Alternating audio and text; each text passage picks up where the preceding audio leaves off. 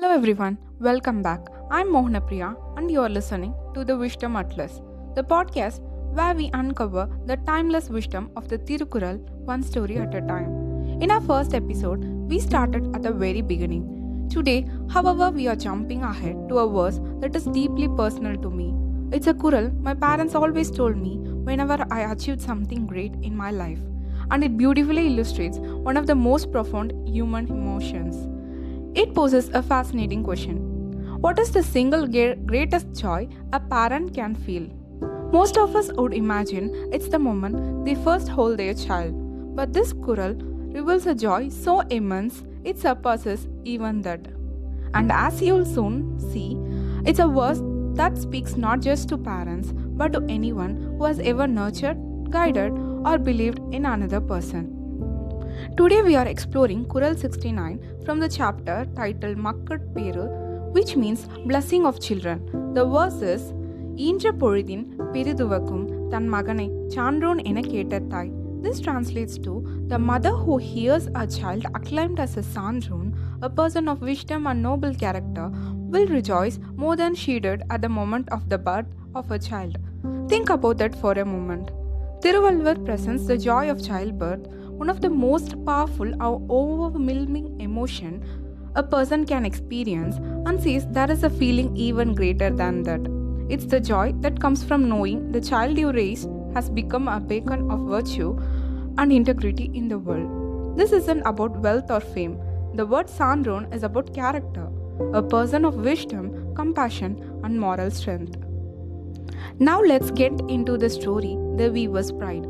To truly feel the weight of this Kural, let me share the story of two weavers, Eelakketta and her husband. They lived in a small village and their hands were rarely still.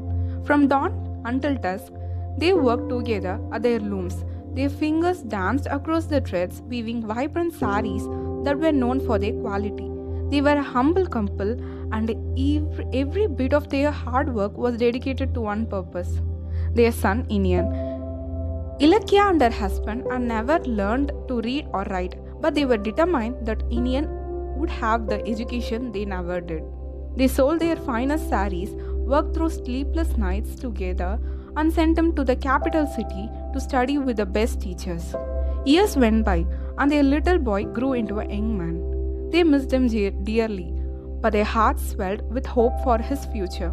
One year, a terrible famine struck the region. The rains failed, the crops withered, and the wealthy merchant who controlled the village granary refused to share his stocks, demanding exorbitant prices. The people were desperate. It was during this time that the king, heard of the people's plight, sent a special officer to restore justice. This officer was known not for just his power, but for his wisdom and unwavering fairness.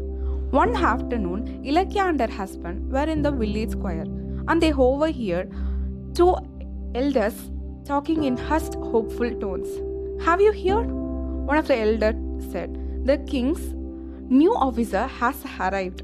He didn't come with soldiers, he came with surveyors and scrolls. He has already calculated the grain reserves and has decreed that the merchant must sell them at a fair price to everyone." The other elder nodded in amazement. "It's true, and he spoke with such compassion. He listened to the farmers and has already drawn up a plan to build a new canal before the next rain. He's a true Saandron, a man of noble character. Our village is saved because of this man's wisdom."